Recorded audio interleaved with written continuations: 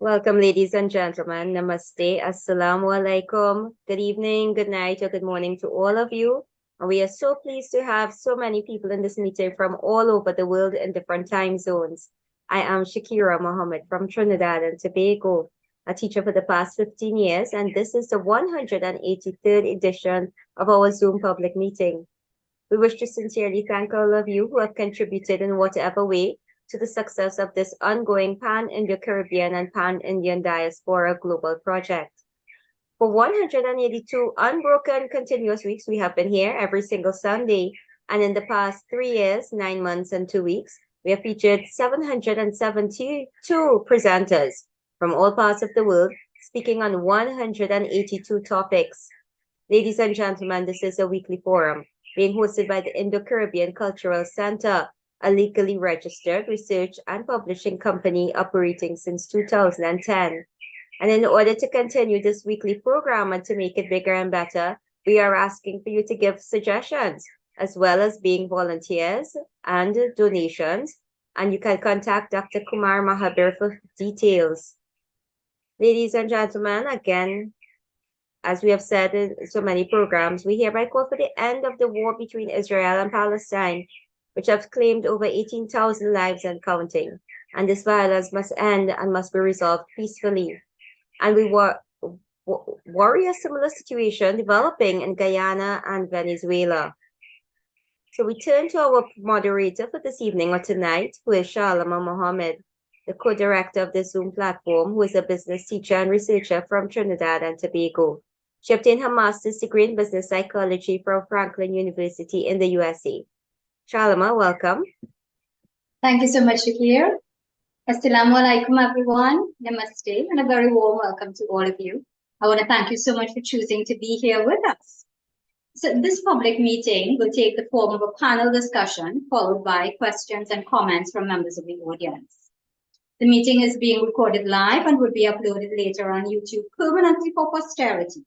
We are also live streaming on the YouTube channel of the Indo-Caribbean Cultural Center, and I want to say a special welcome to all our viewers on YouTube at this time. To avoid intrusions from trolls, Rabin Ramsing, our IT manager, has muted everyone. Speakers, please do not admit anyone, do not unmute anyone, and do not allow anyone to share your screen. Thank you so much for cooperating. Our program today is entitled, How to Find Your Ancestral Family in India. This is part 6 of the conversations. Over the next 2 hours, we will be discussing specifically the Suriname digital database. A little bit about that. Many people in the Indian diaspora are engaged in tracing their family roots in India. Different archives and researchers have succeeded in making available archival records that enables a genealogist to find the name of a district, police station, and village in India. In Suriname, the National Foundation for Indian Immigration and the Suriname Foundation in the Netherlands have completed a database that is unique in its nature. Its starting point is the person who is constructing a family history rather than the archive.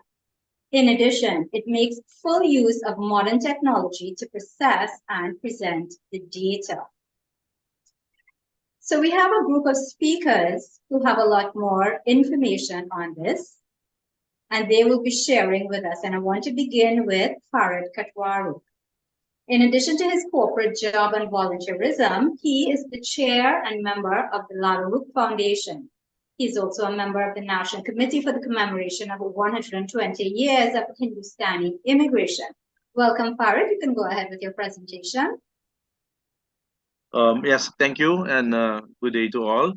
I don't have a presentation as such, but I just would like to introduce the Lallarookh Foundation, as you have mentioned.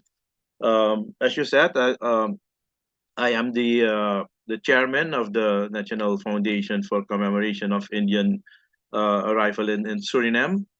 The foundation was established in 1972 when preparations were made to celebrate 100 years of Indian immigration in Suriname in 1973. At that point, the government wanted to have one uh, partner to speak with, and all of the uh, social group uh, organizations in Suriname who were making all kinds of preparations to have a very big celebration. They were brought together in this foundation, and that's how it went along. In 1973, at the celebrations of 100 years of Indian arrival in Suriname, the government promised a community center to the Surinamese community. It took until 1977 when the construction started, and it was uh, finished in 1980. Uh, but due to some circumstances in the country, um, the complex deteriorated very fast, and it became a ruin. And um, several new boards tried to renovate the complex, the community center, without any success. But in uh, in 2002, there was a new how would you say that? We tried again with the new board to renovate the complex, and we did that successfully. Out of the three buildings, we have already renovated two, and we are very proud of it until now, because we are completely self sufficient. We don't get donations or contributions from no one, as the uh, our foundation and our community center. um, we are self sufficient. And we we opened the first building in 2003, and then we have been working together with a number of organizations, and with also with Sandohira, for since 1998 on various topics. In 1998, we worked together with Sandohira and university, with Dr. Maureen Hassan Khan, to digitalize the immigration registers that were almost starting to how do you say that, we were starting to lose them because they were so old. So uh, we digitalized the immigration registers. Some of the registers were already gone, so we couldn't do those. But what was left, we did. And first, they were in a 5-volume book, but later on, the information is also available on internet. After that, we have done a lot of other projects. We can name not a lot of them. One of them is also the publication of the Diary of Munshi Rahman Khan, which is first-hand information of an indentured laborer that came to Suriname. Sorry for that. So as we had a number of, we have been working diligently in uh, with a number of projects, which we have also finished. And we in 2016 we set up the Lallarookh Museum, which is I think quite it's unique in Suriname as a museum. But what I understand from visitors abroad is that it's I think also very unique in the Caribbean, and I think the rest of the world. So we are very proud of that, and we are trying to expand uh, that. And one of the last projects that we are working together with Amar and Sanduhira is setting up the central database, historical database for Hindustanis. I think that Sanduhira will elaborate a bit more on that database, but the I think it is a very good initiative, and it will provide a lot of a good platform for people uh, wanting to search for their ancestors in India. I would like to keep it at this for this moment. Okay, excellent. Thank you so much for it. I have to say it is quite admirable what you all are doing with that Lallarookh Foundation, more so the museum, given the little resources that you have and the huge effort that you're making. So thank you so very much. Yes, thank you. Ladies and gentlemen, we will take questions for all our speakers at the end of the program.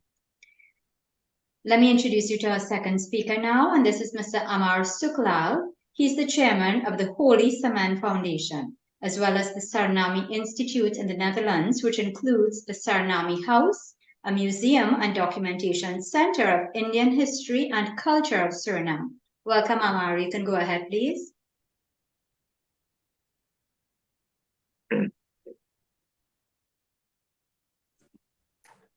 Are you able to? Thank you so much for inviting us and giving us the opportunity to share our history and what we are doing nowadays with people all over the world. I'm very happy, and thank you so much for giving us that opportunity.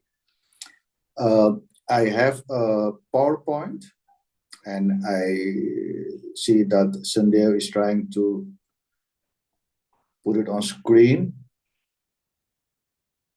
One moment, please.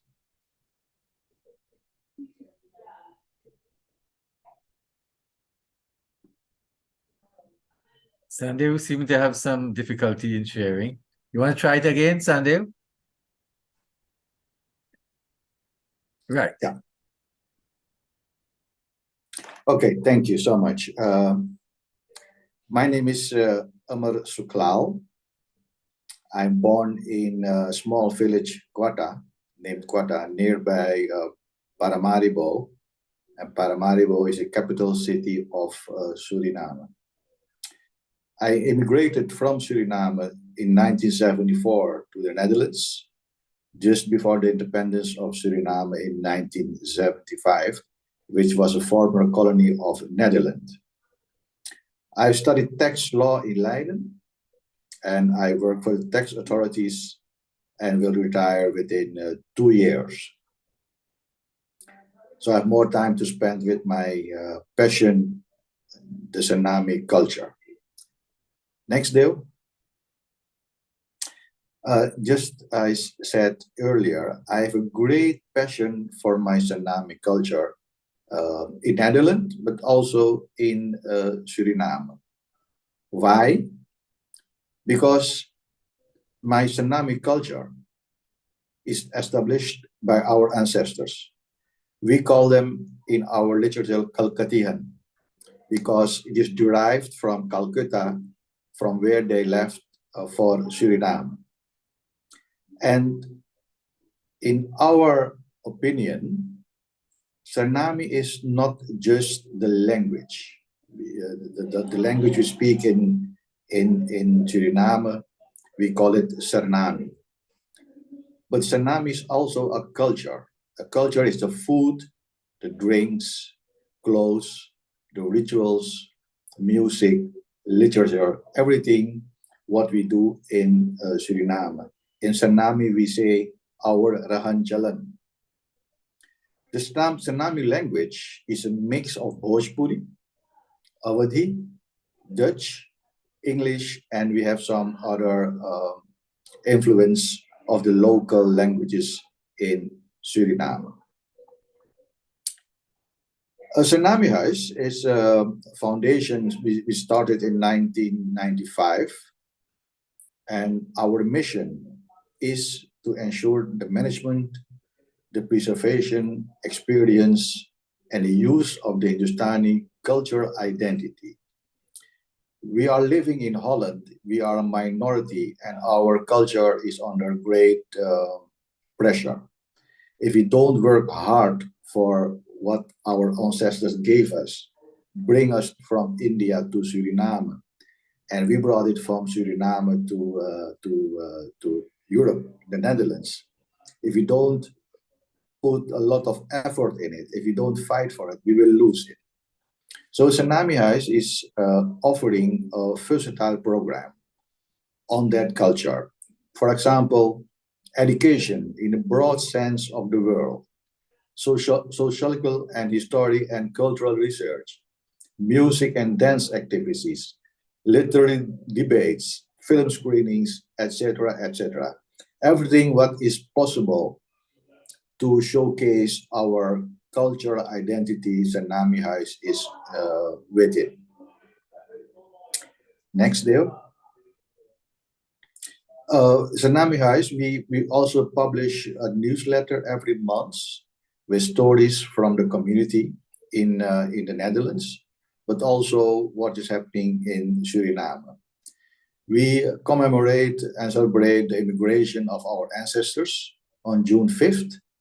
And to make that possible, we collaborate with various organizations, both nationally and internationally.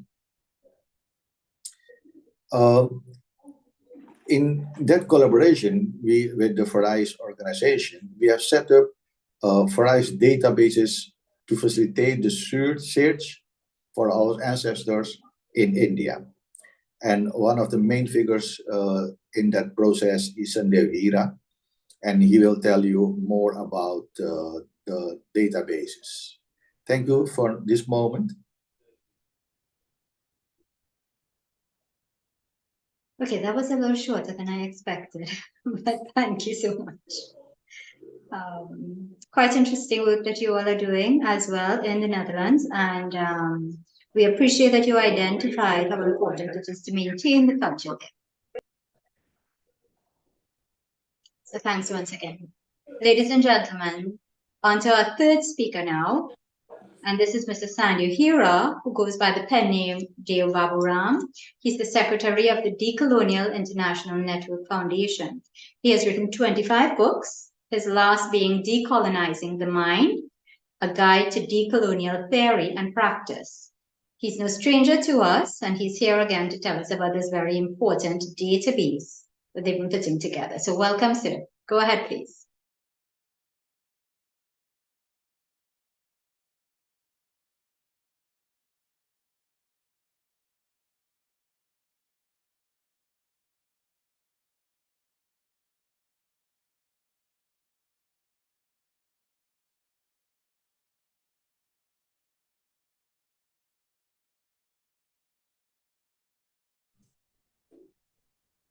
Sanjay, we have to unmute. Unmute. We are not hearing you.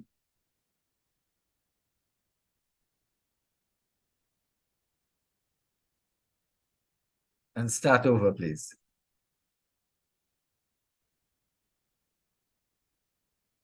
Can you hear me now? Yeah, now. Okay, so let me start again. Yeah. So I'll talk today about the Central Historical Database of Hindustanis, which was initiated by Tsunami House and the National Hindustani Immigration Foundation.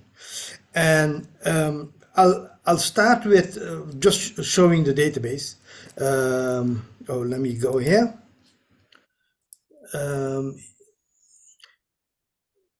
You can see the internet here. No, we. All Yeah. we see is a Zoom page. Can you see the internet database? Yes, no. Yes, All right. in Dutch. Okay. All right. So I'll illustrate a few features and then explain it later. The first feature is multilingual. So here you see Dutch, but it's also in English and also in Hindi. Here. Now, this is based on Google Translate. So we made it multilingual. The content of the fields of the database are not multilingual. I'll give you an example. Let's say the immigration registers here. and I will look for my grandfather who came from the village of Dema. His name is Baburam Ramharak, and I could export this data, and then you get a file here, which you can open with Word, and you can translate that file. It gives you here it is in English, but the content here is Dutch for the record itself. If you go to the India version, I guess this will be the export, and then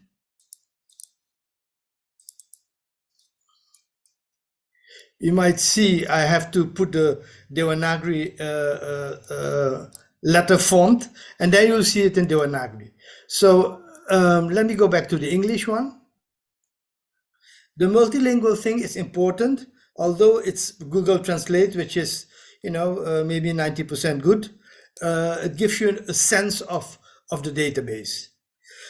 You have two types of databases: the regular database, which is tables, and the Calcutta letters, which is unstructured but has been transformed through with some computer languages in structured data. I'll talk about that later. So the second feature which I want to talk about is the here. Let me see. Go back to Dema, right? This is the data of my grandfather, but we have done something which is quite unique. We have linked the historical geography of India, which was district, police station, and village, which doesn't exist anymore, to the current geography of India, which is state and otherwise. I'll let you see it here. And here the village name, we have a village name, Dema, but there are more villages in India with the name Dema, but they are in different locations. And we managed to link this with the Google Maps so that you could see all these villages where they are. And my father came from this area, my grandfather. So if you click on it, you'll see it's in Uttar Pradesh, Patagar, Kandahar, and then the village Dema. But there are more Demas. So the records of the Indian villages is 1 million records. We have about 20,000 villages in our database, and we managed to have the village linked to the PIN code of the 1 million villages, so that at the end of the day, we were able to generate these maps. And I think that is an important thing. Now, what have we done? We have collected the databases with Indian information for about Hindustani. One is obviously the immigration registers, which we digitized in 1989. And then we had another source, which is called clappers, which were registers for people who died or returned to India. Then we have the ship list, obviously. And then we have the census of 1921, where we took all the Indian names or contract numbers and put it on the same place where you could search for it. Then we had the South African database integrated so that we could see which are the people from South Africa who came from the same village of the people in Suriname. And then we even those books which had based on primary information in Suriname. We took the content of the book, which these authors retrieved from the archives, and took the citations when a name was there, so that you could link the name to other primary information. Now, what did we do with the Calcutta letters? The Calcutta letters are basically scans of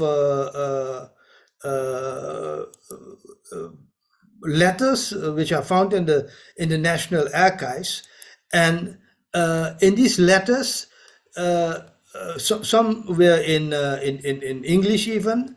I'll talk about the letters in a minute, but we haven't put the images of the letters yet, but we are going to do this. The database, is an ongoing process.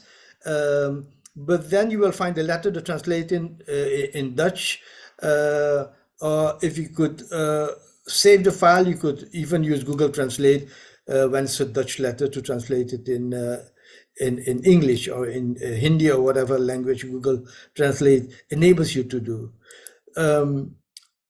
So this is what we call the front end of the database, which people can see when they go on the internet.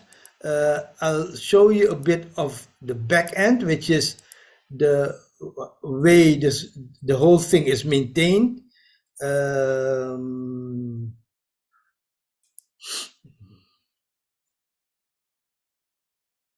So there are two environments for this database, and the backend environment here is where the whole thing is being managed. The menus, the permission, the text on the database, the base databases. For example, can we export all the data? Now, we don't let everybody do it, but we could give permission for it. So the whole maintenance of the database is a different environment than what people see when they enter the database. Now, so let me move on with the PowerPoint itself.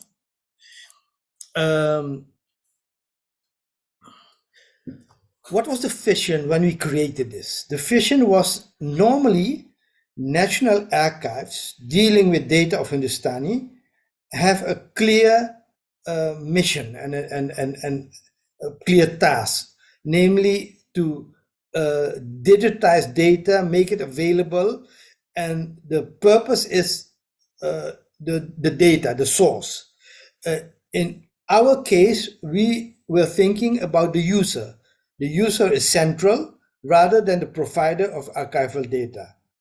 Then technology is a driving force, Google Maps, multilingualism, and using unstructured information and making them into structured information. This is a collaboration that genealogists and programmers, computer programmers, will have to do. So we started, as I said, in 1991 with this immigration register and ended in 2022 with the Calcutta letters, the census of 1921, and the South African immigration records. The development is that basically it was not an initiative by archives, the National Archives, it was an initiative by institutes working with volunteers, trying to get some funding for the programmers that we use. We used a company in Vietnam to build the whole thing. And then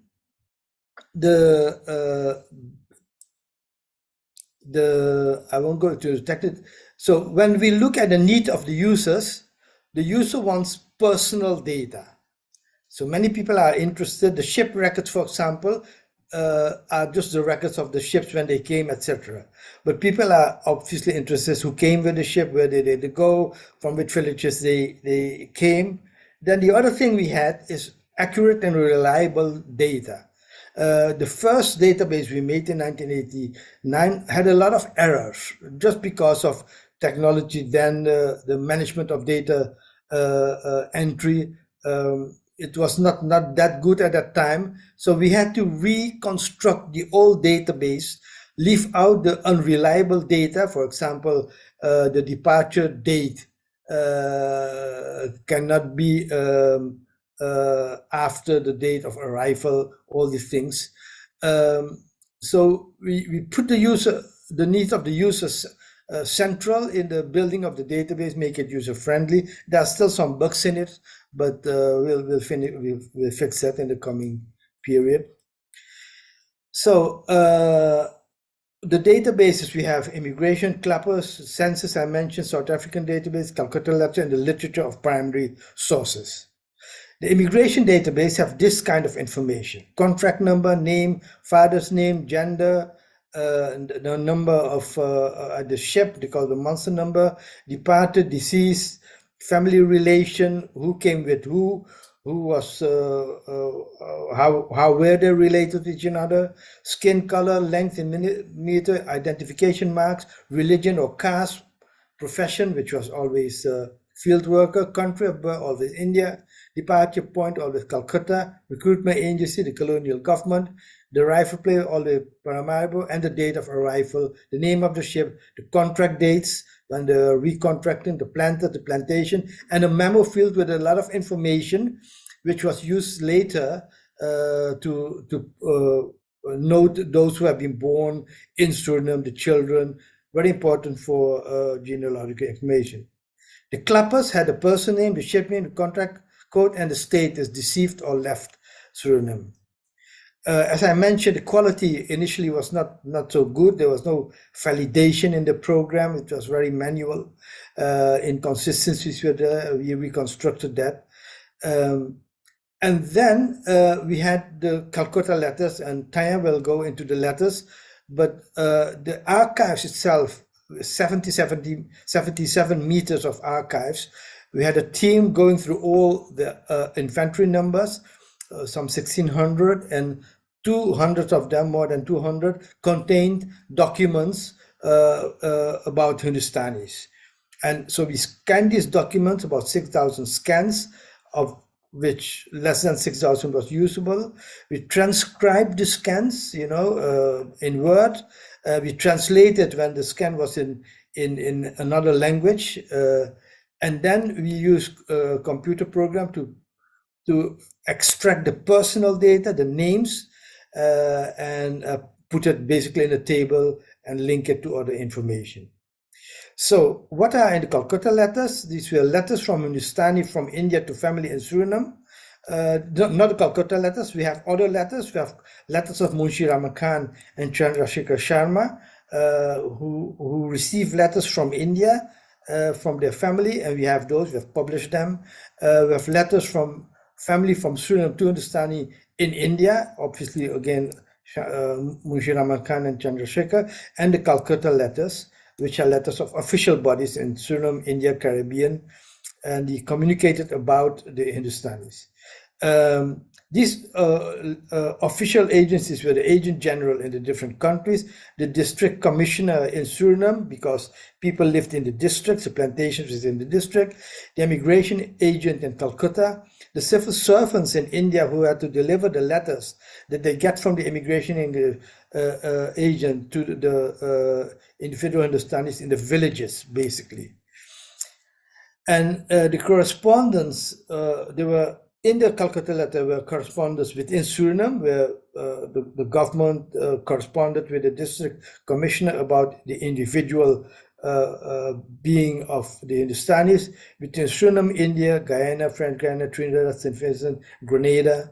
There were some of those letters. What was very important, and initially we didn't see even the relevance of it, was the transfer of money via remittance forms. This is a remittance form. If somebody wants to send money to the family in India, they have to put a form where they know the date, the amount, from whom, the name, contract number, contract letter, ship number, gender, caste, place of residence, relation to the recipient. And then in India, the name, father name, caste, profession, the place is very important. So with these remittance forms, we can now make a database that connects the family in India with the family in Suriname. The family in India who stayed in India, who were there, who didn't come to Suriname. This is how so remittance forms look like. And this was initially, we discarded it. We thought, what do we do with the money transfer? But looking into it later, we scanned all of them and tried to put them into a database with software. But the money transfer set you who sends money, when, for what, support, inheritance, all the relations was very important for genealogical purposes. The process of the money transfer was basically that somebody in Suriname, often after indentured labor, they work, they earn something, and they go to the district commissioner, who then sends the money to the agent general in the Paramaribo, in the capital of Suriname. Then he sends asks the finance administrator to confirm the guilders into pounds or rupees, puts a check for the immigration agent in Calcutta. He cashes the check there when he gets it, and he sends the money through administrative officials. So it could be a district commissioner or who sends it to a police station, sends it to a village, and if the village has been found, they sign a receipt, and then the receipt goes back all the way to the Hindustani in Suriname, and this could take up to 6 months. But if people has not been found, then they ask what to do with the money. Usually the money is returned. Obviously, there was also things that got lost in this whole process. Sending letters where people write, in order to do that, you have to purchase an envelope. And the envelope had a certain format. You buy the envelope and you write in the envelope. The envelope was an envelope and a letter in one. And then the district commissioner, you bring it to the district commissioner from your plantation, and then sends it to the whole postal system, as I mentioned. And there were different types of letter, from 1 anna, 2.5 anna, and there were instructions on how to leave space to enter the address in Devanagari, Urdu, or Bengali. And the regular Indian postal system then make sure that the people got it. So this is unstructured data. It's not in tables. So we had to develop software that looks into the name based on contract code, based on money transfer sample numbers, and put them into tables, linked it with the immigration register, get all the money transfer, convert them into tables for money transfer, and that unstructured to structured data basically leads us to a situation where the Calcutta letters, you can, the search button is through the, because of a bug, it doesn't work now, but the search button, the Calcutta letter, will be working in a few weeks' times. And then you could search in a name in the Calcutta letter. So somebody who was mentioned there. So as I said, the user needs is central. I mentioned the 1 million records which we downloaded from the villages in India. And that is how we, develop this database. That's it. Thank you. Excellent. I can just imagine how much work and how many hours you all took to get everything done, but it's a fantastic project. I have congratulations to you all. Thank you. Ladies and gentlemen, I know you probably have a lot of questions, but I'm going to ask you to please hold them until we hear from all of the speakers. And you certainly want to hear our fourth speaker, who is, again, no stranger to us, Tanya Sitaram. She's a historian, researcher, lecturer, writer, archivist, storyteller, and journalist, all packed into one little person.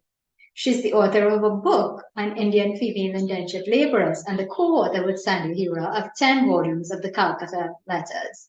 Welcome, Tanya. Go ahead, please. Thank you again, Shalima. Good day, everyone. My name is Tanya Sitaram, and today I will be talking about the Calcutta letters and how they can be of use when searching for family in other countries.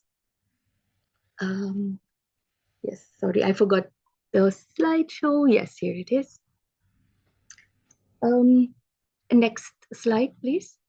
There are different sources available if you want to do a family research. As already mentioned, there are these different excellent databases, information on the internet. One has to ask in the family about members, family relations, collect family documents and traces to have some extra information. Then there are also the church and government records, the archives, and some of these archives and collections in Suriname, which are good sources for Hindustanis to search for information about families in India, Guyana, Trinidad, and all, are the immigration register, just what Mr. Sandhu already said, the immigration registers, the archive of the agent general, the archive of the district commissioner, archive of the governor, the judicial archives, archives of the British consul, archive of the land ownership, the census records, the church archives. We had the missionaries here. And one can find very useful information in the newspapers. From the advertisements and announcements about marriages, birth, and death of people, one can obtain so much information. And of course, the birth, death, marriage, and other civil status registers themselves. And I will focus on part of one of these records, the Calcutta letters, which can be found in the archive of the Agent General. Next slide, please. I will skip this. Mr. Sandhu already told you about this. And then the next slide. What are the Calcutta papers or the Calcutta letters? Some of the immigrants who worked in different countries had maintained contact with their families and friends in India. Members wrote letters to each other. These letters, which I call the traces of contact, some are the original letters in the archives, which could not be delivered to someone because the person died or could not be found. And some are copies for the Agent General so that he could initiate further inquiry. Last year, Mr. Hira and I collected some 6,000 to 10,000 of such letters and published them in the 10-volume encyclopedia. Some letters are very emotional. Women and children are looking for their husband and father. Brothers look for each other. A father who waits years to see his son. A mother who misses her son very much and asks that he writes back. A wife who sent money for her husband in India. A father who saves money to pay the dowry of his daughter, a whole family and village who are waiting for that one son to come back. Very emotional ones. Next slide. Sorry. Oh no. Please go one slide back. Yes. The series of Calcutta papers consists of letters, documents from government officials in Suriname and India, from government officials in British Guyana, Trinidad, Grenada, Jamaica, and other countries where family members emigrated. So in these kinds of letters, the officials wrote, okay, work-related information, but they were also corresponding about and for the Hindustani people, the Hindustani contract laborers. And when writing about the Hindustani indentured laborers, these officials wrote names, contract numbers. They gave a description of the person and more additional information. In this way, a family researcher can collect much information. For example, if you do not have a picture of a particular family member, then with the description, the birthmarks, the complexion, the height, and so on, one can portray something in the head, how the person would look like. The Calcutta papers also consists of letters from Hindustani immigrants to their family members in India and letters from Hindustani families in India to their families in Suriname. In these letters, they write family matters to each other, and frequently there is a full address and full names are available. I will show you some examples along the way. Next slide. What are the topics in these letters? You have already heard about the money orders or the money transfers. Then we have letters where loved ones are searching for family members who went away without telling or in anger. Random search in all countries because family did not know where the other family member went to. Asking about the new country and the good health or well-being. Because of the fact that there were fewer women than men in Suriname, men sometimes wrote to their wives in India to come over. Besides that, Hindustanis wrote to family to come and live in Suriname, probably because the situation was better than in the home country. Other topics are families in India were missing the person in Suriname, so they wrote to come back to India, letters to confirm something, inheritances, asking for papers or documents, buying books. As we know, not all people who migrated from India were illiterate. Some were very intelligent and they frequently bought books and write letters to the printing press or editors or bookstores. These letters contain information with which someone can do various kinds of research. The letters themselves have emotional value because of the indentured labor history, but also the way people express themselves in the letters, the choice of words. Next slide. Furthermore, to send a letter, various detailed information was required. Full and detailed information of the sender of the letter, name, address, contract number, occupation, birth or identification marks, relation to the receiver, and much more was necessary. Then the letter itself, and then again, full and detailed information of the receiver. All this detailed information is so useful and important when searching for families in other countries, especially family from the endangered period. The names, the address, the relationships, they can lead to so much as to where to start the search, how to link people to each other, etc. The Calcutta letters must for sure be one of the sources you must use. If you go to the next slide, then you will see some of the money orders or money transfers. Money was sent to family members in India. Money was sent to different kind of family relations, such as for mothers, fathers, brothers, sisters, children, in-laws, editors, printing presses, bookstores, to friends, to uncles, to nephews, to landlords. And the amounts differ from 10 guilders up to 400 guilders. Next slide.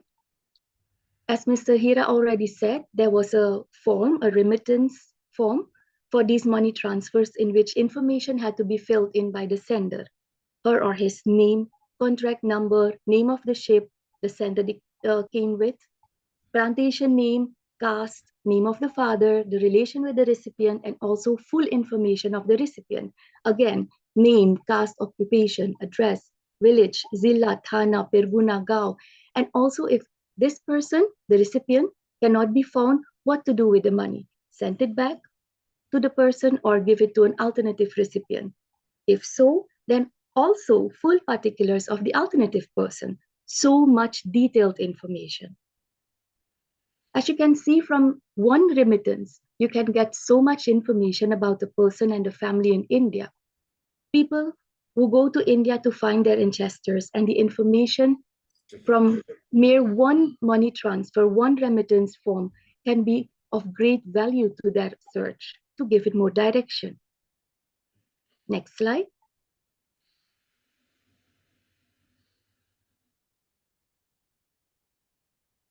Just like Mr. Hira already said, the information in these letters are unstructured data. But when you are going to put them in tables, you will see much more useful information. Next slide. I will show you some of the letters. This is a letter. I hope it is clear enough. Here are some letters in which is mentioned that the father of the sender died 10 years ago. A brother died also, but another brother is alive. This information is given to the sender so that he can decide what to do, ask the money back or give it to his other brother. This letter made me think, so this person is sending money home, but maybe after being in a colony for 10 years because he didn't even know that his father died a very long time ago. For the family researcher, this letter tells us that the sender of the letter has more brothers, approximate date or year that his father and other brother died, and the name of the other brother and his address.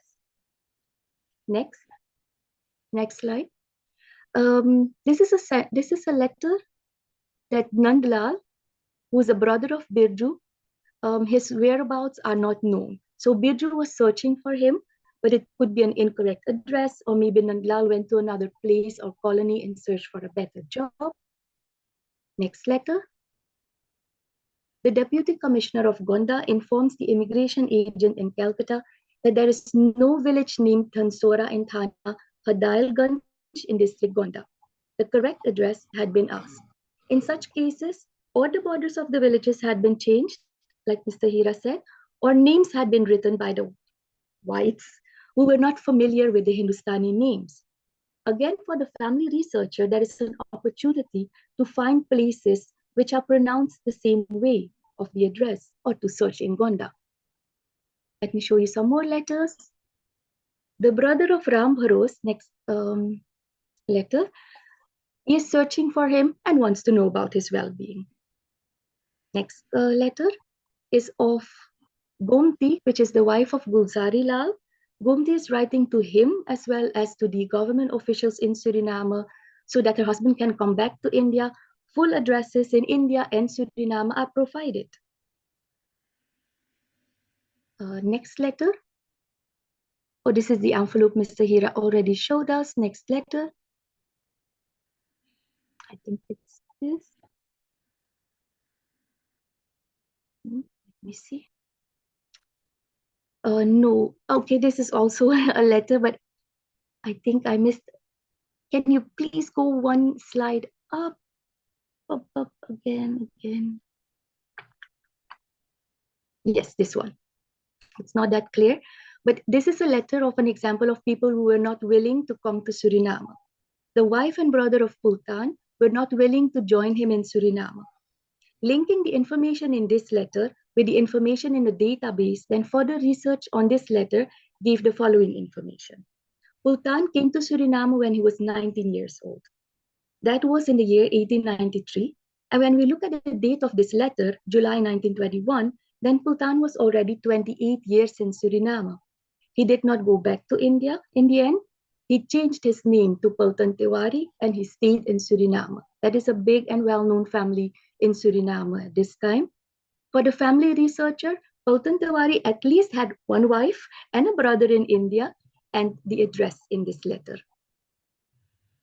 There are also, next slide, letters where family members are just informing, are you alive, are you in good health, and they also give addresses. Next slide. Oh, next. Yes, this. No, the previous one. The handwritten one, yes. Pyaralal Mohajjan from Sudev Bazar, Dinapur, he writes a letter in 1883 to the officials to help him find his brother who went to Suriname in 1873. It has been 10 years and they haven't heard from him or received any letter. Now he wants to send and receive letters, so he is sending his own address and ask for the other one. So for the family researcher, we have an address. Next one. Like I already said, there are letters from agent generals from other countries where Hindustani workers went.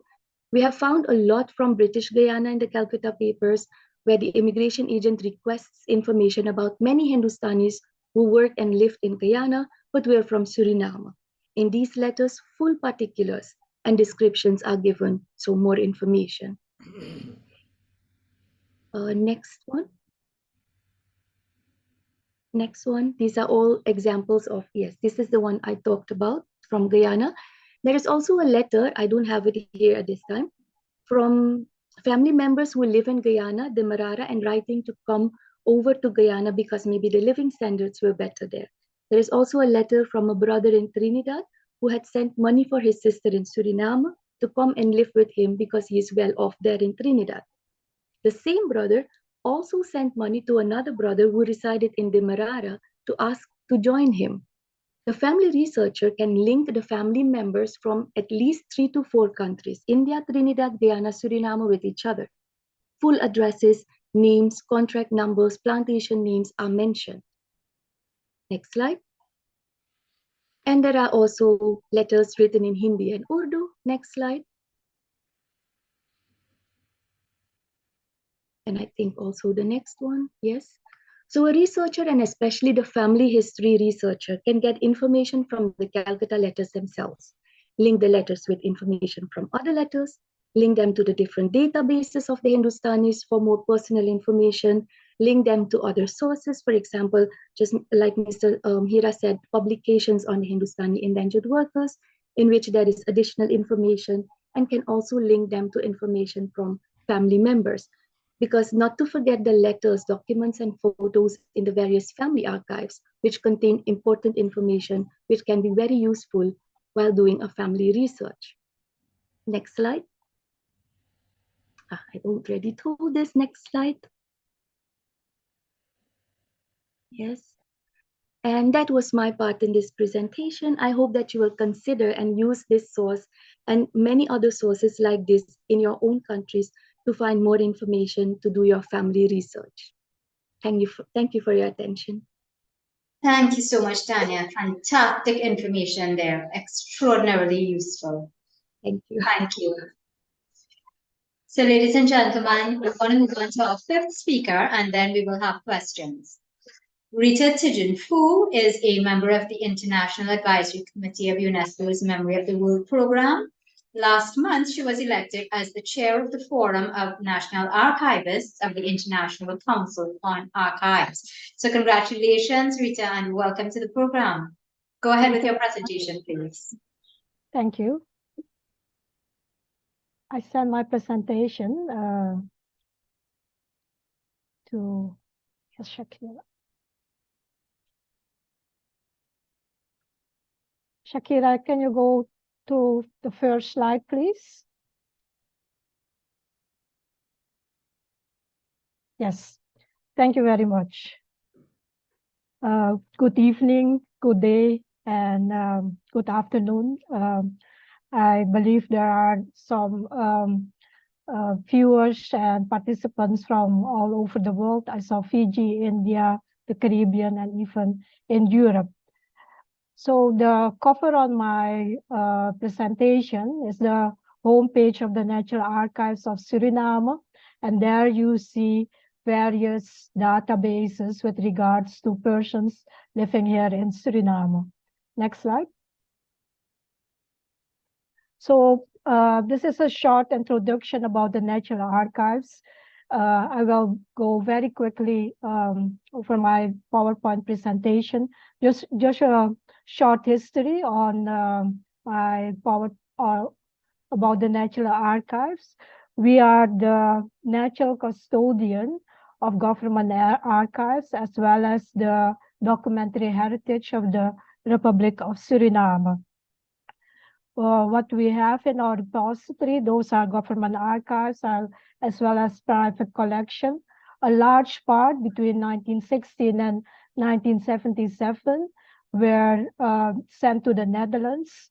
About 40 archives, about 800 linear meters were sent to the Netherlands for safekeeping and loan, but they were returned as soon as we inaugurated our new building in 2010. And all these archives are now digitized and accessible through our web site. So between 1989 and 1999, Mr. Hira already mentioned the project Historical Data Suriname and all the immigration registers with regards to Hindustani or Indian, Japanese, Chinese were digitized, or not digitized, but they were transcribed, and Mr. Hira, together with the Anton de Kom University, and especially the Social Research, Institute for Social Research of the University of Suriname, developed this database. So these databases are already online. In 2011, and this is something important for the Caribbean colleagues also, the records of the Indian indentured laborers were also inscribed on the International Register of the UNESCO Memory of the World.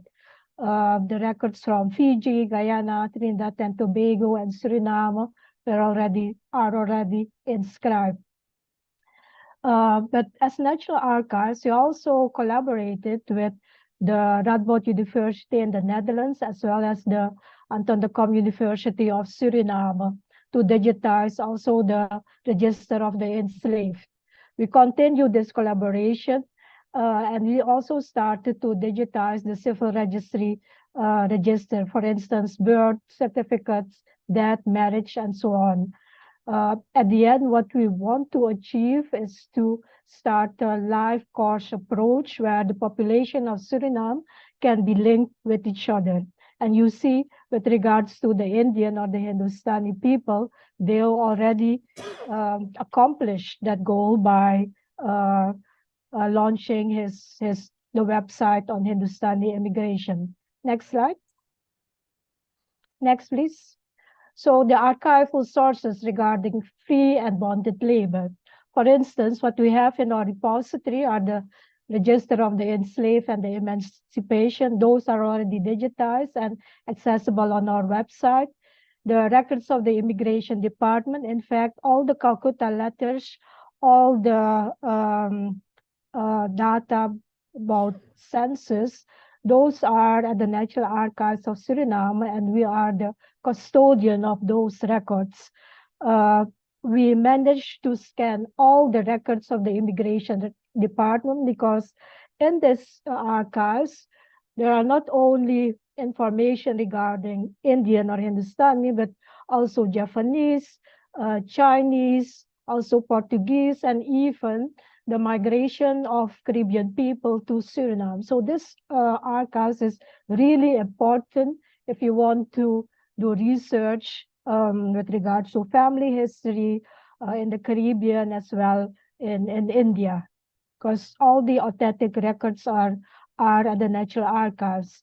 What we want to achieve is put all these data or the records online next year, the first half of 2024. Tanya already mentioned the records of the districts commissioners, finance, secretary, judiciary, the census of 1921 and 1950, as well as civil registry register. Next slide, please. So it's important that before you scan the documents, we restore the material, because Dale and Tanya also mentioned that the records were already deteriorating. So we started a project with the Radboud University in the Netherlands to restore and preserve all this material. We made a description, conducted a restoration project, also digitization, and part of the records of the civil registry, for instance, the birth certificates are already online. Here you see a picture in our restoration atelier when the Indian delegation visited the National Archives of Suriname. Next slide. So with regards to the immigration registers, and in this case, specifically the Indian Immigration Register, part of the project we conducted with the Radboud University and the Anton de Kom University is to digitize all the registers and as well transcribe the register, and specifically the notes that have been added later on the register itself. You can compare it with small sticky notes added on the register itself with regards to marriages, births, new names, mutation, and other information. So this information, I believe, is not included yet in the database, but Dale and I address you specifically. These notes and all the small remarks on the site of the immigration register are very important with regards to linking family with each other, because they choose another name, they have what do you call it, with regards to land ownership and so on. So in fact, this project, I hope next year it will be finalized so we can share it also with you. Next slide. So, and I already talked about this recent project we have, the historical database Suriname and Curaçao. In fact, it's a bit confusing because we have the project, they'll just mention the historical database of Indian immigration. We have another historical database Suriname, and this new one, historical database Suriname and Curaçao. What does it consists of. In fact, I mentioned already description, restoration, and digitization of all the civil registry register of Suriname, and also the birth certificates, the database is already online accessible. The marriage and death register will be made accessible next year. I already mentioned the transcription of the Indian Immigration Register, and this is specifically with regards to the notes and the remarks on the register itself, and the digitization and also the database with regards to Immigration General will be made accessible next year to our website. Next slide, please. Next. This is an overview of the life course history we want to achieve with support of the Radboud University and Anton de Kom University. You see that we already digitized the slave register as well as the emancipation and manumission register. We already digitized, and some of them are already online, the civic records, the migration records of indentured labor that was done by Dale between 1998 and 1999. And all these records, information on enslaved people, information with regards to the migration of people from India, from Java, China, and other parts of the world, together with the census of Suriname in 1921, and also other household registration, as well the natural census. We hope to link all the information with regards to family information with each other, so we can follow, in fact, all, for instance, in this case, the Indian indentured labor who came here, where did they, when after their contract labor, did they return, or did they stay here in Suriname or in the Caribbean, or so on. So I think with this regards, their collaboration is also advisable. Next slide, please. So this is my next slide. Some of you already asked when are the information with regards to Calcutta letters accessible, and other questions. So in my opinion, and I see myself also as a Caribbean person, I'm also part of the Caribbean branch of the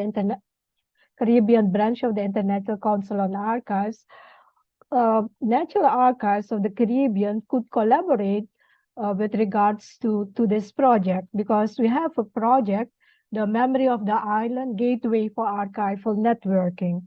So we have to join forces, and if, for instance, the records in Guyana, Trinidad, or other parts in the Caribbean already have been digitized or not, we should launch a project to do that, and have one web portal to access or make all this information accessible, because it's better, and also in my opinion, I believe we as National Archives, we don't have the resources, we don't have the technology, and that's why they already mentioned, since he has the technology and also technical people in Asia, we could work with him, collaborate with him, or other professional organization or private organization with regards to developing database where we can access the information of our family, if it's from India, Java, China, or other parts of the world, even from Africa. So thank you for the opportunity you've given me to present my short presentation. Thank you. Thank you so much, Rita. And your last suggestion was excellent, and I hope we can find some way to cooperate and get that done. Excellent. Thank you so much. So, ladies and gentlemen, we've had very good presentations, and we will now take your questions and comments. To identify yourself, we would like to see your raised hand, please, and you can do so by going to the reactions button and clicking on the raised hand icon as Michael Clapper did. So, Michael, welcome. You can go ahead with your question.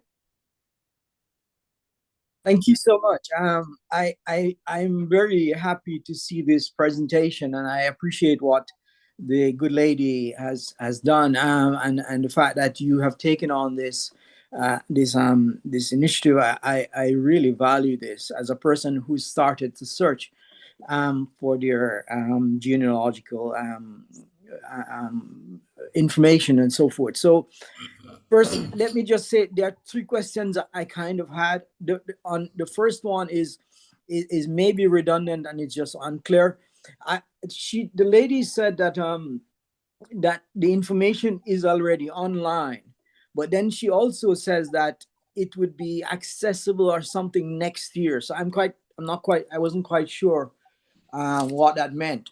And as a corollary of that question, the key point that I have, and I will explain a little more if I might be allowed to, is how you do the search when it is online.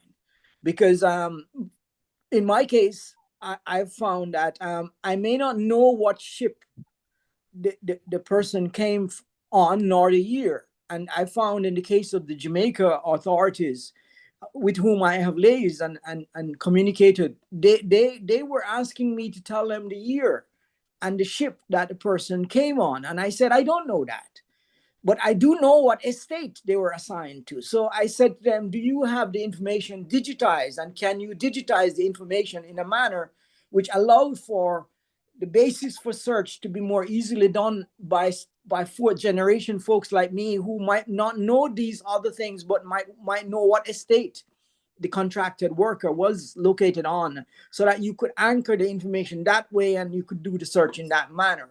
So I'd be curious to hear what the folks in Suriname think about that, because I've also asked the Trinidadian archives officers, and they have responded to me to say the same thing, that you can only do it if you have the information about the year of the arrival or a range of years and the ship. And I find that to be a difficult thing after 4 generations to know. So I think it would be important to find out if there are other facets to the data that allow you to do the search. So that's kind of like where I am, because I'm going to Jamaica this week to do the search. So I'm actually going to explore to see if they can start a project where they digitize the information in a manner which allows for the search to be done that way. So I'll stop at that because I've rambled on. Okay, Michael. We just want to clarify, you are seeking records for your relatives in Jamaica only? Yes. But I asked the folks in Trinidad because I wanted to know if there was another place which does it in a different way. And I learned from the Trinidadian officers by email that no, it's the same way that they have the information. So the only addition that they gave me was that if I can give them a range of year, they can help. But that's not much different from what the Jamaicans have said. So what I just said to them, look, if you know the estate that these people were assigned, that to me is the key piece of information that fourth or third or fourth generation folks will have. They know where their great grandparents were. Mm-hmm. So to me, if that information is in the records, then that should be a key basis on which you establish the anchoring of the search. I don't know if there's another way to describe that. Do you see what I'm saying? Yes. Let's take a response first. Yeah, I could not check the Suriname case because it was not in English. So I did go to the website, mm-hmm. and I did check the UNESCO website as well, and there's nothing there. I mean, I didn't understand what the memory thing in UNESCO means because I couldn't find anything on UNESCO. Right. So I'd like to hear a little more about that as well. Yeah. Sure. So let's take a response from Rita first, and then probably Sanjuhira.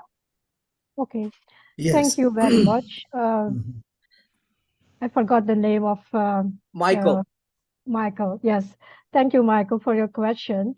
So with regards to the database of the Indian indentured laborers, it's already online and accessible through our website, the Natural Archives of Suriname, or it's also accessible on the website of the Natural Archives of the Netherlands. But I'm sorry to say that it's in Dutch. That's one. So I was referring to the indentured labor database with regards to the immigration of Indian people to Suriname. That's one. And you asked also about the search engine. So here in Suriname, from what I know of, you could search for the contract labor number. In fact, if you know the contract labor number or the name you are searching, then you can just add that on the search engine, and also the place of your ancestor from India. So it's not only about the year and the name of the ship. So there are various searches you can add. I hope that's clear. And with regards to the UNESCO Memory of the World, so the UNESCO doesn't develop databases or other projects. What the UNESCO did, and that is with regards to the memory of the world, is that they add for instance, the archives or the records of the Indian immigration on the international list of the memory of the world. And as a country, you can start to look for funding or so on to develop a certain project. But it is important to have this on the international memory of the world list, because then colleagues all over the world can join and draft certain projects. For instance, there is also a project, the Indian Labor Route Project. I think that's also supported by the UNESCO Memory of the World. I hope you can find yourself back in the response, or perhaps Dio can add some. Thanks. Yes, in digitization of archival records, in my view, there are three categories. The basic category is where you scan an archival document and you publish it, and that is digitization in its basic form. The next form is that you transcribe it. You transcribe the document. It could be a table, and then you have the transcription, which is more usable for people doing genealogical research. And then the next phase is use that transcripted information to do other things, like link it to Google Maps, etc. And I think we're heading, in terms of technology, to a future where all unstructured data becomes structured data, and artificial intelligence could help in that regard, that you make unstructured data structured data. Even now, there are some tools in AI which enables you to do classification, for example, of unstructured data. But I mean making unstructured data into tables, not just classification, and make the tables with personal data so that you could link it to genealogical research. So I think that's where we're heading in technology. Obviously, all this costs money in the future and needs to be invested in, but I think we're well on our way to that future. Okay, thank you so much. Michael, I hope that helps to clarify matters for you. Uncle Sham, I'll ask you to hold on for a minute. Sandeep Singh would like to ask a question. He's unable to raise his hand though. Sandeep, are you able to unmute your mic?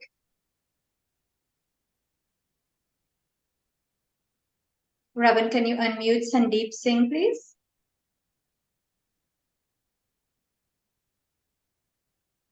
Hi, Shalima. Can you hear me? Yes, we're hearing you now. Okay. My sincere apologies. Here we in South Africa, we are having load shedding. So we are having difficulties then here with regards to connection problems.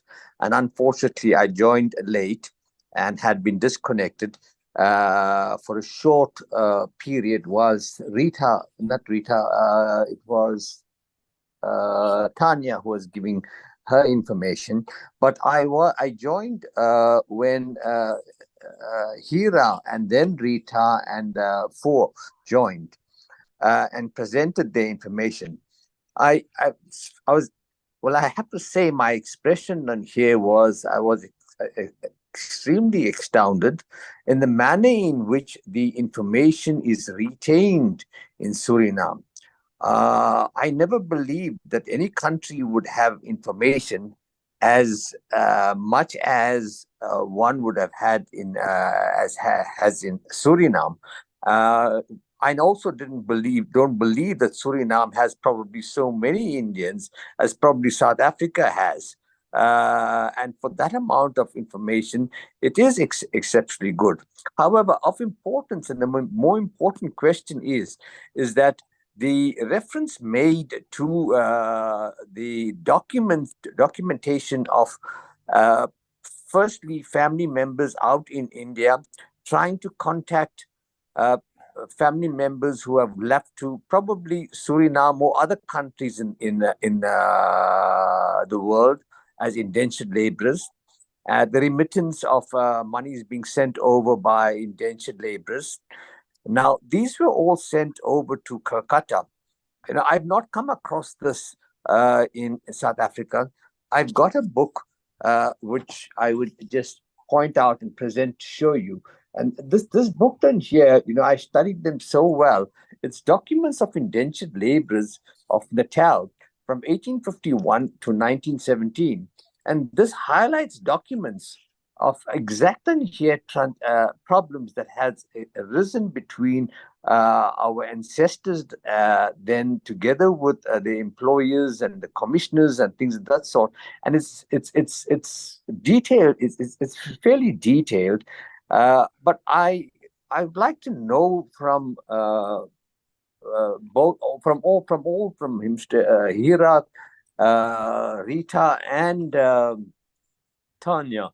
Is it possible for one to get information of who one can contact in Kolkata and find out whether they have records for everyone else in other Indians who have gone to various countries? And secondly, my next question is that does this information which they have make it so much easier for all Indians in Suriname to be able to now locate their village and families, unlike the difficulties that we here in South Africa? I'm not sure whether others in the other countries and you have the same problem. Thanks, Shalima. Sure. Can we get a response from Tanya, please, first? Thank you for the questions. Very good remarks. I think because Suriname was a country of the Netherlands, the Dutch, and not of the English, that's why all these information was recorded in such details, because it was compulsory that this had to happen. And lucky for us that we can use them. And I think for the archives in India, if they also have the documents there, because even I think that if a letter went from Suriname to India and it could not be delivered to the person, just like it just stayed here in Suriname in the archive of the Agent General, I believe that it had to be there in that archive also, but I haven't seen that archive. I do not know that. Maybe Mrs. Chinfo know that. I don't know. Okay, thanks. So Rita? Yes, thank you for the question. Yes, with regards to the fact that we have so much information, about the life of Indian indentured labor, and Tanya mentioned it already.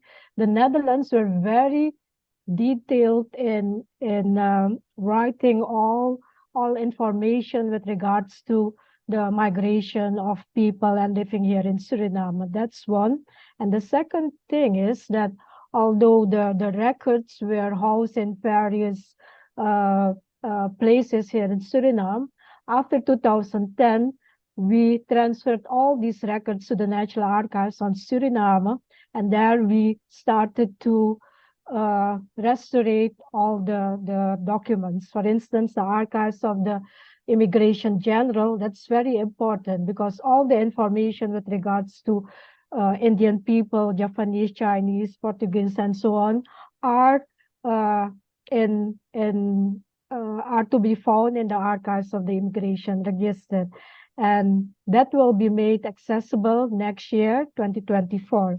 With regards to your question about do we know if the archival institution in India have information about the migration or indentured laborship and names of family members, we don't know yet. I'm saying yet because last week we had a meeting with the ambassador of India here in Suriname and also with the permanent secretary of the director of culture in India, also with my colleagues at the National Archives of India.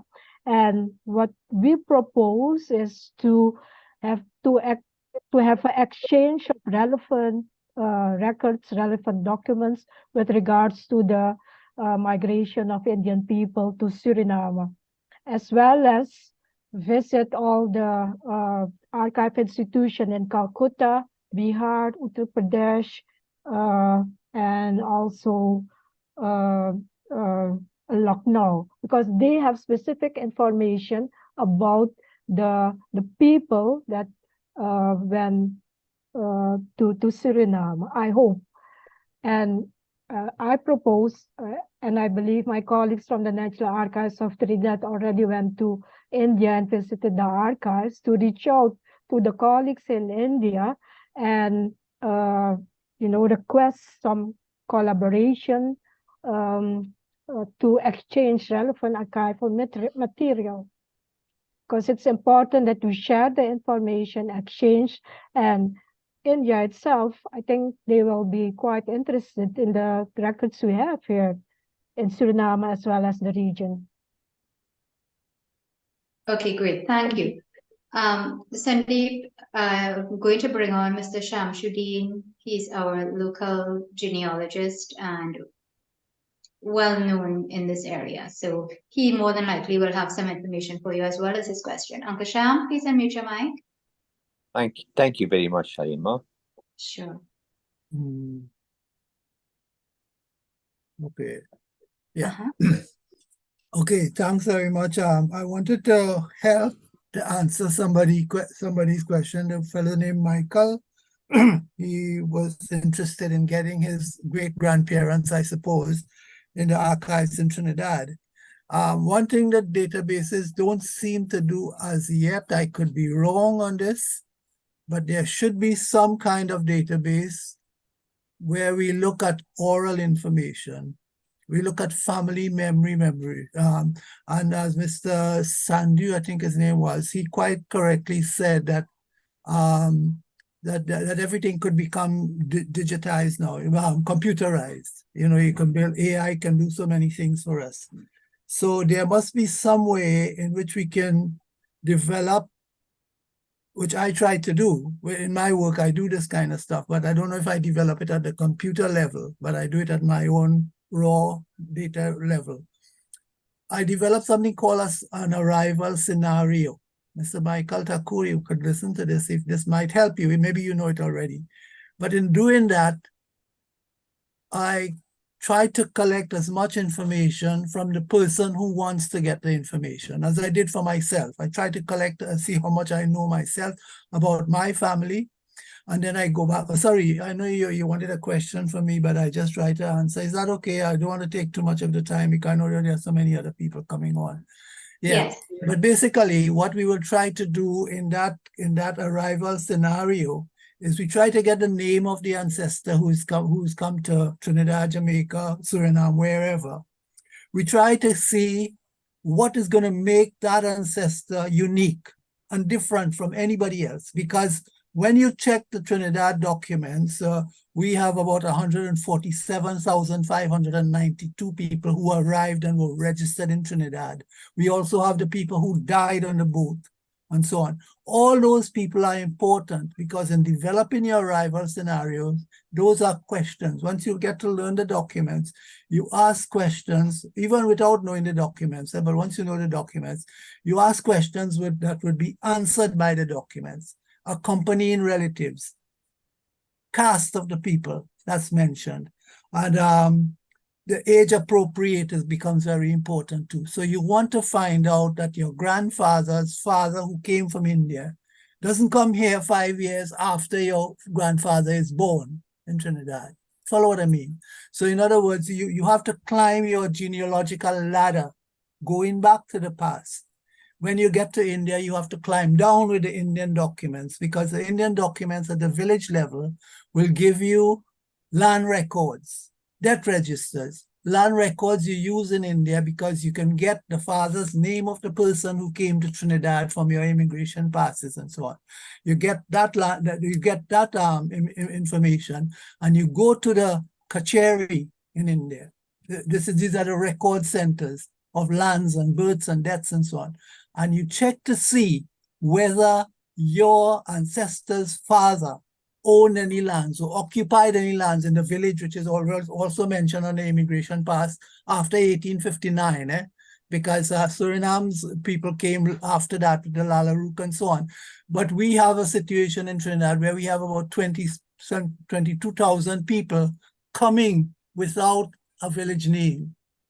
My two of my great-great-grandfathers came there, and I went to India 8 times, and I can't find there because, as you mentioned, India with its almost million villages, where do you start? You don't know. So this is what I'm going to advise Mr. Michael Thakur.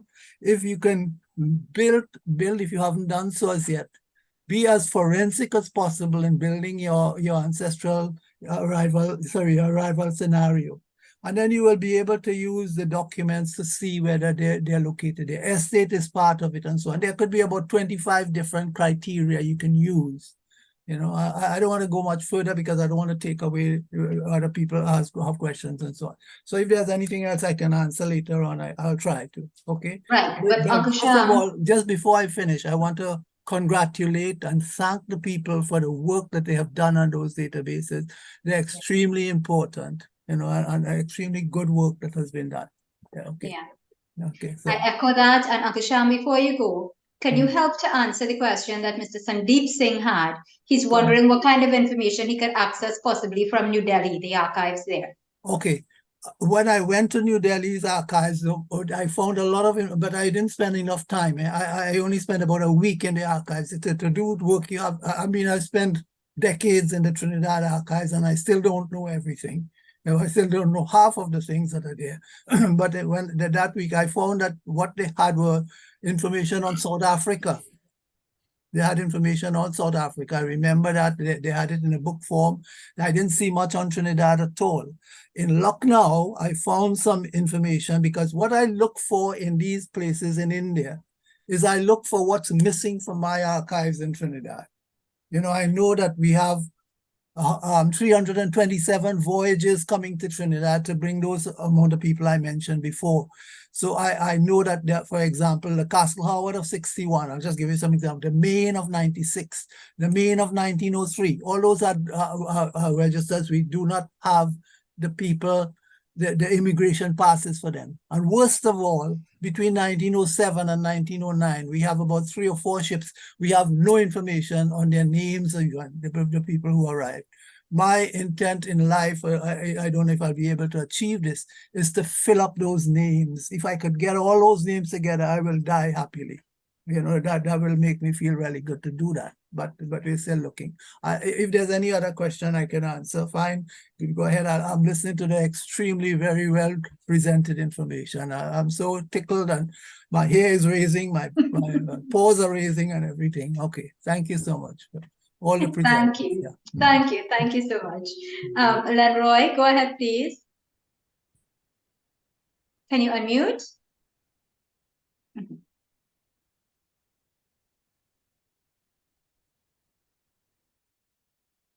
Okay, Robin, can you please unmute Leroy Tam? Okay, great.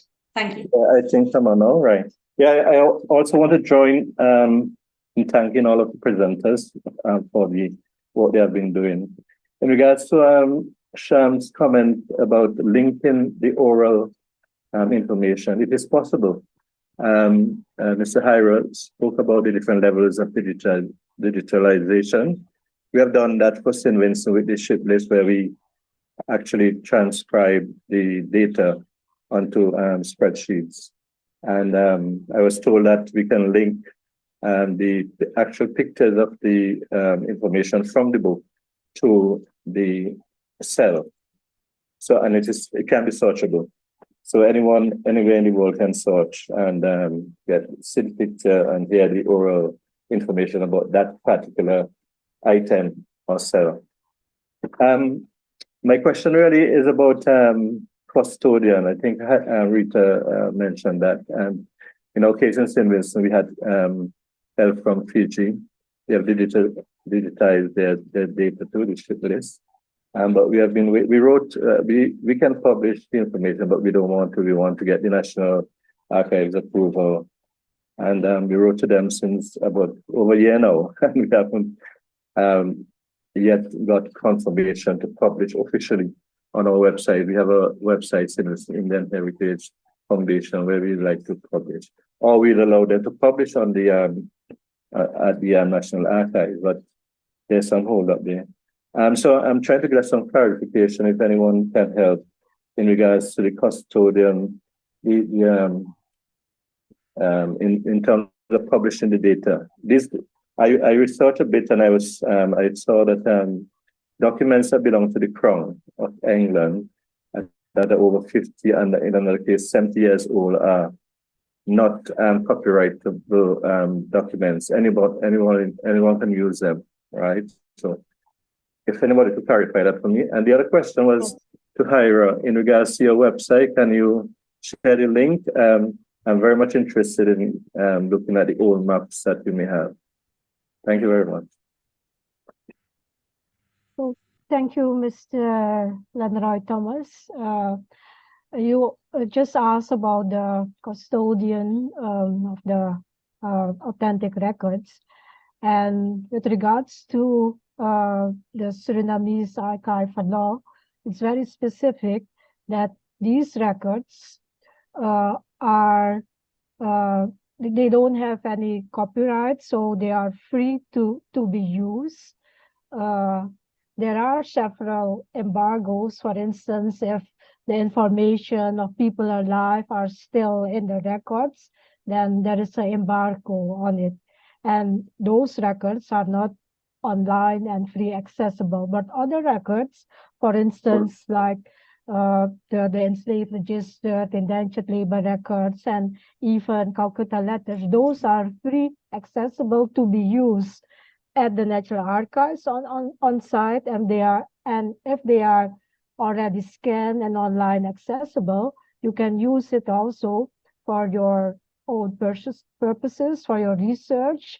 The only thing we want to add is that you, in your reference, you made it quite clear that the custodian is the National Archives of Suriname. We don't have any embargoes on it, and it's clearly mentioned also in our archive regulation. With regards to the records that is based in the National Archives of the UK, I believe they have specific legislation because they consider the records with regards to immigration, migration, their records. So you have to follow the procedures mentioned in their archive regulation. I hope I could Yeah, clarify. thank you very much. Well, actually, the case or request is at the Attorney General's office, and he has been researching it for over a year now. So I hope we get some clarity on it. Thank you. Okay, great. Thank you. Sandu, can you please just let us know whether or not we can access that website? What do we type into the browser? So I put it in the chat, the link of the website chdh.tsunamihouse.nl, and that's where you could access the database. Right, but for those people who are on YouTube right now, they're not seeing, unfortunately. So what can they type into their browser?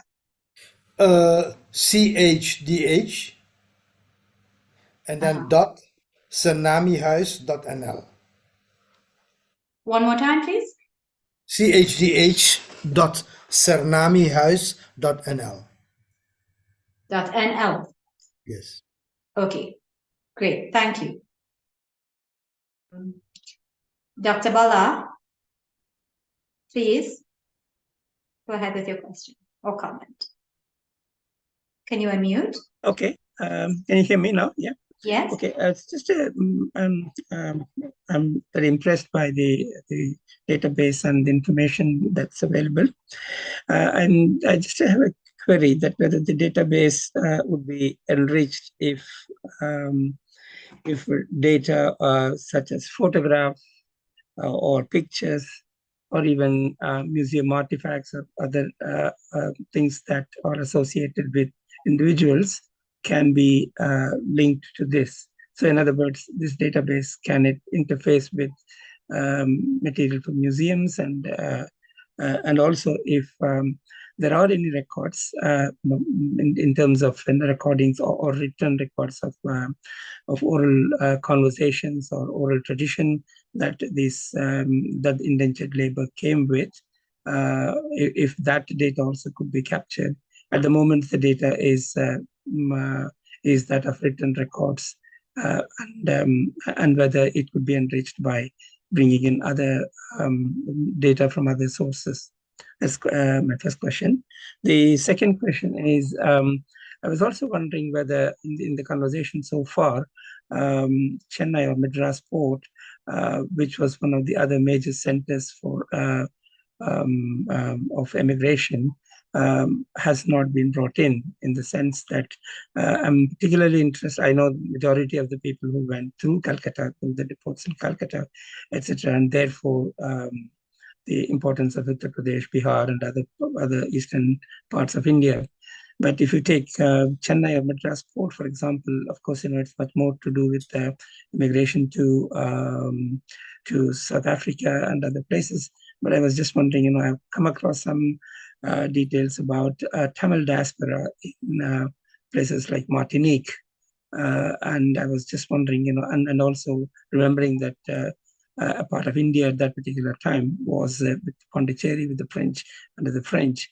So whether there was any link that one could establish through these databases to migration from outside Eastern India, and B, migration particularly from other linguistic groups. Thank you. Okay, let's have a response first from Farid. In the museum, whether or not you have any collection with pictures or have gotten some but have not yet put it out into the museum, what do you have that is non-written? You're muted. Can you repeat the question? Sure. So Dr. Bala is wondering whether or not there are pictures of the immigrants that are available, and do you have any at the museum, for example, or do you know where some can be sourced that can be added to the register? The most of the pictures we have are from the Suriname Museum, and we have an agreement with the Suriname Museum that we can use those pictures in the Lallarookh Museum, as long as we use it for our purposes, not commercially. But you can go to there is a website of the Suriname Museum, and on their website they have those pictures. Okay, so at the moment, though, there is no arrangement to add pictures to the website that Sanju has composed. Is that correct? No, I don't. No. Can you repeat again? At the moment, Yeah. there's no arrangement with the Suriname Museum to allow use of those photographs on the website that Sanju spoke of. No, not yet. If we would find that necessary to add those pictures to the website, we would have to engage with the Surinamese Museum, and I don't think that if you do that properly, that it would be a problem. Okay, great. I think that's what Dr. Bala is suggesting, that you add the photographs to the website. Okay. Yeah. Okay. Yes. Okay, great. And Sanju, sorry, Dr. Bala, go ahead. The second one was about using resources, for example, and I've done some work with records in Chennai, in Tamil Nadu archives, which has some but then they are mostly related to immigration to South Africa. So I was just wondering, if you are looking at Calcutta, maybe the National Archives and National Library in Calcutta might be a source of information, because that's the National Library. It's not it is considered as a library rather than as an archive, but it has quite a lot of information. And so my second question was, how do we bring in other communities which are in the Caribbean and their roots to the Caribbean, and if they can also be captured in some of these databases? Okay, Sanju, can you respond to that, please? Yes.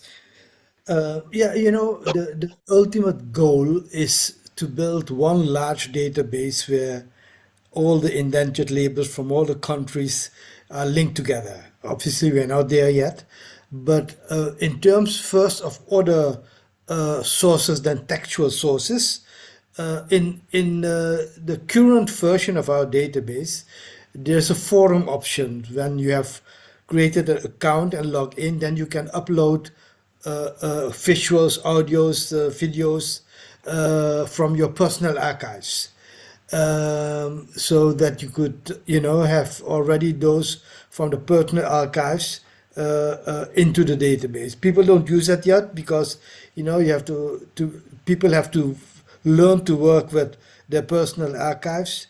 But that option is already there. In terms of geography, we have the current geography, not the historical geography. The current geography based on old villages of the historical geography, that's already there, even for South Africa. So somebody in South Africa who wants to find their village on the map, they can use the Surinamese database to get that on the Google Maps. But yes, enabling other people from the Caribbean to link their information with our database, that's definitely something we should do in the future. And the archives can play an important role in this. Thank you. Okay, great, thanks. So we'll take our final question now from Michael. Go ahead, please.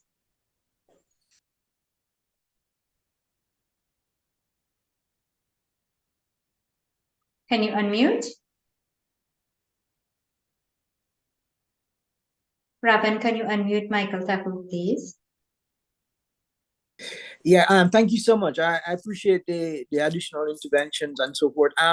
On the matter of the Surinamese considering coordinating with on information that's available in India, I was wondering to what extent there could be a more broader coordination with other countries in the Caribbean, at least, where they could actually do this in a manner which allows all the archivists to go to India and perhaps benefit from a combined effort to understand what's available there. For example, one doesn't know what available data is there from when they arrived at the depot.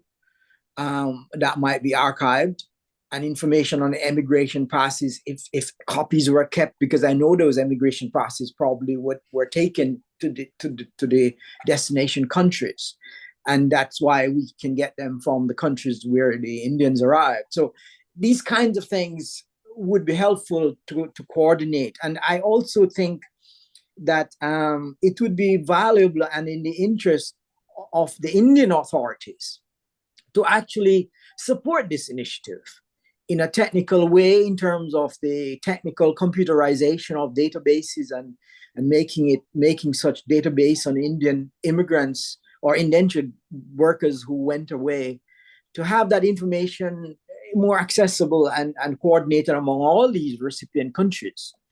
I think, and it is a matter that I personally will raise with the Indian High Commission when I go to Jamaica this week, because I have a meeting on Thursday with him. And I want to say it is of interest to them that they should do this. It's of value to the Indian authorities. You know, these are people who were from India. So that I wanted to say. And also regarding pictures as a sort of a tangential thought, I do know from looking at workers who went to Panama from these territories that the US authorities had pictures on the immigration passes of these workers. So I don't know if they're, in the case of Indians who might have gone to work in these places, there may be archival pictures of such passes. So that's just a tangential thought. But the broader issue to me is a need to coordinate with the Indian authorities through their high commissioners to see to what extent their own interests in this coordinated and systematic database development to facilitate cross information among countries that were beneficiaries of these contractual workers, and how that can be facilitated and done. So I just want to say that thought. Thank you. Great. Thank you. Sandu, can you respond to that last comment?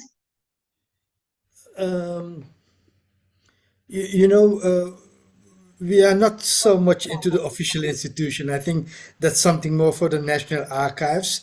What we did with Tsunami House and Lallarookh Museum is we just put on effort because we wanted to get something done. But what the gentleman referred, Michael, is something that has to go through official institutions, and that is another trajectory which I'm not really involved in. Okay, Rita. Yes, thank you, Michael. And thank you also for your suggestion, because the Caribbean National Archives are united in the Caribbean branch of the International Council and Archives. And I will also raise this with the Executive Council to form a united front and perhaps write a letter to the High Commissioner in Trinidad and Tobago, or perhaps directly to the Director General of the National Archives of Suriname. But it has definitely my attention, and I will also bring it up during our meeting this month with Karbika. So thank you. Okay, great. Thank you so much. Uncle Sham, you have the last word. Unmute. Unmute, yeah, okay. Yeah, I want to follow up on what Michael said. Some of the advantages that you could get is for India to know is that there's something called genealogical tourism, which is done. If you just Google it, you will see that how many Scotland had 2 years of Scottish people coming back to Scotland, and it raised billions of pounds for them, it was in that while. And though we might be a small drop in Trinidad or Suriname or South Africa or wherever, when we look at it on a larger scale, the diaspora could produce a lot of that information. And then to the documentation, we may not find, Michael, we may not find immigration passes in India. I hope we can. But there is also a duplicate system of keeping records. And for the few I got from Lucknow, maybe about 50 of the 2,000 I was looking for. So it's a small amount, but the village name and everything is put and so on. But we'll have to make sure that it is the correct person that we are looking for, because in the case of Trinidad, for sure, there are so many people who came with the same name. So we have to be sure that we are getting the same person from India who fits our criteria here in Trinidad or Jamaica. Well, Jamaica didn't get that much, but other places like where they got a lot of people, I suspect there will be, like Trinidad, a lot of duplication of names. So we have to look at that there. Okay, that's my final say for now. Yeah. Okay, thanks. All right, excellent. So we've had a very enriching conversation and fantastic presentations. So I want to say thank you very much to all our speakers, Parth Katwaru, Amar Suklal, Sandhu Hira, Tanya Sitaram, and Rita Tijun-Fu for giving so freely of their time, knowledge, and expertise. And also, thank you so much to the members of our audience on Zoom and on YouTube for attending and participating. We will close now, and I turn you over to Shakira. Thank you. Thank you, Shalama, and thank you to everyone who took part and participated and attended today. And as we said earlier, this public meeting is being hosted by the Indo-Caribbean Cultural Center, and you can feel free to contact the ICC to publish your books or your reports. And remember that we are asking you to give us your suggestions as well as donations, and you can contact Dr. Kumar Mahabir for details. We want to thank our advisory and planning team led by Dr. Kumar Mahabir, and to our IT manager behind the scenes, Ravin Ramsingh, who has been recording the program and will upload it to our website and to YouTube permanently for posterity, and to Miriam Mohammed for producing our TikTok videos. Our topic next Sunday will be another part in our ongoing series with our conversations with Indian elders. So please visit our YouTube channel to see all our past recordings. I am Shakira Mohammed saying goodbye. May God bless you all. Dhanyavad.